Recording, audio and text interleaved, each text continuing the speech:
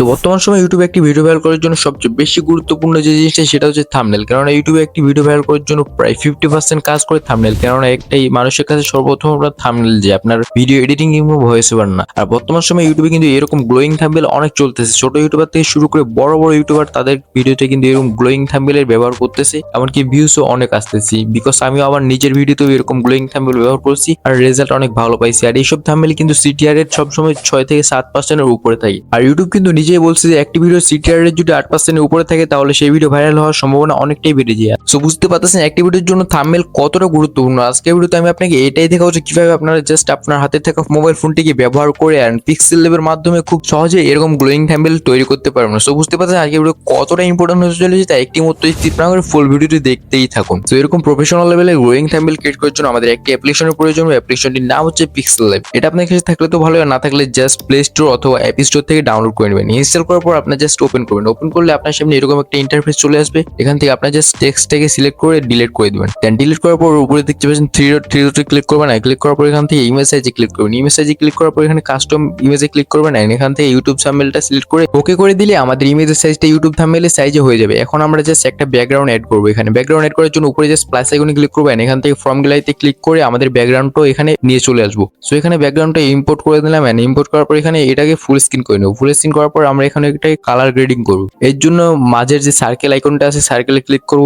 Click করার পর এখানে দেখতে পাচ্ছি যে কালার ফিল্টারে ক্লিক করব। ক্লিক করার পর এখান থেকে এগুলোকে নিজের মতো একটু কম বেশি করে এখানে কালারটাকে অ্যাডজাস্ট করে নেব। অ্যাডজাস্ট করার পর এখানে টিক মার্কে ক্লিক করলে কিন্তু আমাদের কালার গ্রেডিং শেষ। এখন জাস্ট উপরে লেয়ারে ক্লিক করে আমি এখান থেকে ইমেজটাকে লক করে নেব। লক করার পর এখন আমরা একটা পিএনজি অ্যাড করে এর জন্য উপরে জাস্ট প্লাস আইকনে ক্লিক করবেন। প্লাস আইকনে ক্লিক করার পর এখান থেকে আবার ফ্রম গ্যালারিতে ক্লিক করব। ক্লিক করার পর এখান থেকে আমাদের পিএনজিটাকে অ্যাড করে নেব।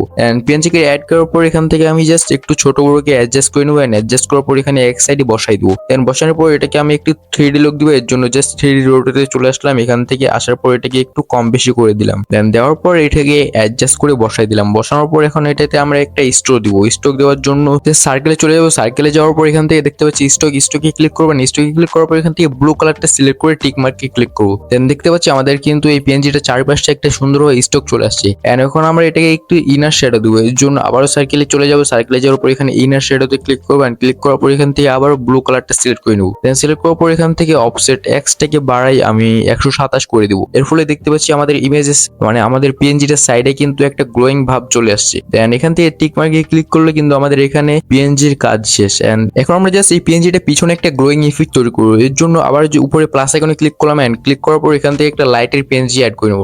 পিএনজিটা অ্যাড করার পর এখান থেকে আমি পিএনজিটাকে সার্কেলে যে আবার এটাকে কপি করে নেবেন। কপি করার পর এখানে ফার্স্ট পিএনজিটার কালারটা সিলেক্ট করে আমি এখানে ব্লু কালার সিলেক্ট করে নেব। নেওয়ার পর এটাকে জাস্ট আমাদের পিএনজিটার সমান করে মাথাটা সমান করে অ্যাডজাস্ট করে নেব। অ্যাডজাস্ট করার পর এখানে মাথার উপরে সুন্দরভাবে বসাই দেবো। বসানোর পর উপরে লেয়ার অপশনে যাই। এই লাইটের পিএনজিটাকে ম্যানের পিএনজিটার নিচে চলে আসবো নিয়ে আসার পর এখান থেকে জাস্ট এটাকে লক করে দেবো। লক করার পর আবার আমার 2 নাম্বার ইমেজ পিএনজিটার সাথে একই কাজ করব। লাইট পিএনজিটাকে আমরা প্রথমে ব্লু কালারে সিলেক্ট করে নেব। নেওয়ার পর এখানে বডিটার আকারে এটাকে অ্যাডজাস্ট করে নেব। অ্যাডজাস্ট করার পর এখানে বডিটার উপরে বসাই দেবেন। বসানোর পর উপরে জাস্ট লেয়ার অপশনে ক্লিক করে এই লাইট পিএনজিটাকে ম্যান পিএনজিটার নিচে নিয়ে চলে আসবেন। আসার পর এখান থেকে এটাকে লক করে দেবেন। দেন এখন আমরা দেখতে পাচ্ছি আমাদের কিন্তু মানুষের পিএনজিটার পিছনে একটা গ্লোয়িং ভাব চলে আসছে। সো আমাদেরকে এখানে গ্লো অ্যাড করা শেষ। এখন আমরা জাস্ট টেক্সট অ্যাড করবো। এর জন্য উপরে প্লাস আইকনে ক্লিক করবেন। প্লাস আইকনে ক্লিক করার পর এখানে টেক্সটে ক্লিক করবো। দেন টেক্সটে ক্লিক করলে আমাদের সামনে একটা টেক্সট চলে আসবে। এখান থেকে নিচে জাস্ট ক্লিক করে এডিটে ক্লিক করে আমরা টেক্সটটাকে এডিট করে এখানে লিখে দেবো গ্লোয়িং। দেন লেখার পর নিচে থেকে ওকে করে দেবো। ওকে করার পর এখান থেকে নিচে একটা কালার সিলেক্ট করে নেবো। কালারটাকে এখানে আমি একটা গ্রে কালার সিলেক্ট করে নিলাম। দেন নেওয়ার পর এখান থেকে এবিতে ক্লিক করে একটা ফ্রন্ট সিলেক্ট করে নেবো। এন্ড এখন আমরা জাস্ট একটা স্টক অ্যাড করবো। স্টক অ্যাড করার জন্য এদিকে স্লাইড করে চলে আসবো। স্লাইড করে আসার পর এখানে দেখতে পাচ্ছি স্টকে ক্লিক করবো। এন্ড ব্ল্যাক কালার সিলেক্ট করবো। এখানে টিক মার্কে ক্লিক করলে আমাদের স্টক অ্যাড হয়ে যাবে। দেন এখন আমরা একটা শ্যাডো এড করবো। শ্যাডো এড করার জন্য আবার শ্যাডোতে ক্লিক করবো। এন্ড শ্যাডোকে ক্লিক করার পর এটাকে ইনেবল করে দেবো। ইনেবল করার পর এখান থেকে জাস্ট হোয়াইট কালারটা সিলেক্ট করবো। সিলেক্ট করার পর এখানে অফসেট এক্সটাকে রাখবো আমি 3 এবং অফসেট ওয়াইটাকে রাখবো 1। এন্ড রাখার পর এখানে টিক মার্কে ক্লিক করলেই দেখতে পাচ্ছি আমাদের কিন্তু এই টেক্সটটার নিচে কিন্তু একটা সুন্দরভাবে শ্যাডো এন্ড স্টক দুটাই অ্যাড হয়ে গেছে। দেন এখন আমরা আরো কয়েকটা টেক্সট অ্যাড করবো। এর জন্য উপরে জাস্ট প্লাস আইকনে ক্লিক করবো। প্লাস আইকনে ক্লিক করার পর এখানে টেক্সটে ক্লিক করবো। টেক্সটে ক্লিক করলে আবার আগের মতো চলে আসবে। এখান থেকে আগের মতোই একই প্রসেসে আমি এখানে লিখে নিব থাম্বনেল। লেখার পর আবার আগের মতো একই প্রসেসে আমি এখানে শ্যাডো স্টক সব অ্যাড করে নিব। দেন অ্যাড করার পর আমি আবার আরেকটা টেক্সট অ্যাড করবো। এন্ড আগের মতো সেম প্রসেসে এটাকেও এডিট করে নিব। সো টেক্সট অ্যাড করাও শেষ আমাদের। এখন আমরা জাস্ট টেক্সটের নিচে একটি গ্লোয়িং ইফেক্ট ক্লিক করবো। এর জন্য আবার আমরা উপরে প্লাস আইকনে ক্লিক করবো। প্লাস আইকনে ক্লিক করার করার পর এখানে ফর্ম গ্যালারিতে চলে যাবেন, যাওয়ার পর এখান থেকে আবার লাইট পেনজিটা অ্যাড করব। দেন লাইট পেনজিটাকে অ্যাড করার পর টেক্সটের উপর বসাই, টেক্সটের সমান করে এটাকে একটু ছোট বড় করে অ্যাডজাস্ট করে নেব। দেন অ্যাডজাস্ট করার পর আবার কপি করে নেবো, এন্ড কপি করার পর নিচে টেক্সট গুলোর উপর সমানভাবে বসাই দিব। বসানোর পর এই টেক্সট গুলোর কালার হচ্ছে এগুলোর কালার আমি চেঞ্জ করে নেবো। চেঞ্জ করার পর এগুলোর অপাসিটিটা একটু কমাই দিব। অপাসিটিটা কমানোর পর উপরে জাস্ট লেয়ার অপশনে ক্লিক করবেন। লেয়ার অপশনে ক্লিক করার পর এই লাইটের পেনগুলোকে আমি টেনে নিচে টেক্সট গুলোর নিচে নিয়ে চলে আসবো। নিচে আসার পর এখানে এগুলোকে সবগুলোকে আমি লক করে দেবো। লক করে দেওয়ার পর দেখতে পাচ্ছি আমাদের টেক্সটের নিচেও কিন্তু অনেক সুন্দর হয়ে গ্লোয়িং ইফেক্ট ক্রিয়েট করা হয়ে গেছে। এন্ড দেখতে পাচ্ছি আমাদের ব্যাকগ্রাউন্ডটা কিন্তু একটু বেশি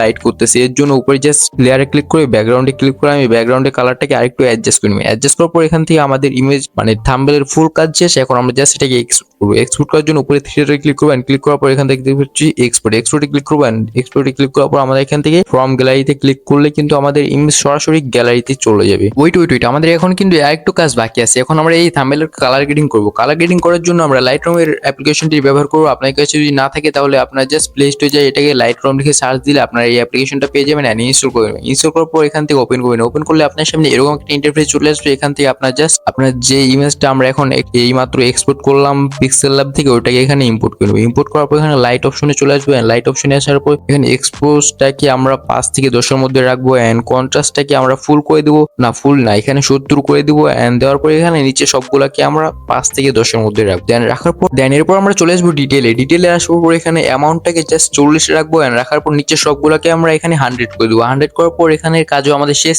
টিক মার্কে ক্লিক করবো এন্ড নিচে দেখতে পাচ্ছি আবারও স্লাইড করে আসলে এখানে প্রোফাইলে ক্লিক করবো এন্ড ক্লিক করার পর এখান থেকে আবারও স্লাইড করে এদিকে চলে আসবো। আসার পর এখানে দেখতে পাচ্ছি আর্টিস্টিক ফোরটাকে সিলেক্ট করে দেবেন। সিলেক্ট করার পর এখান থেকে জাস্ট টিক মার্কে ক্লিক করবেন। ক্লিক করলে আমাদের কাজ শেষ।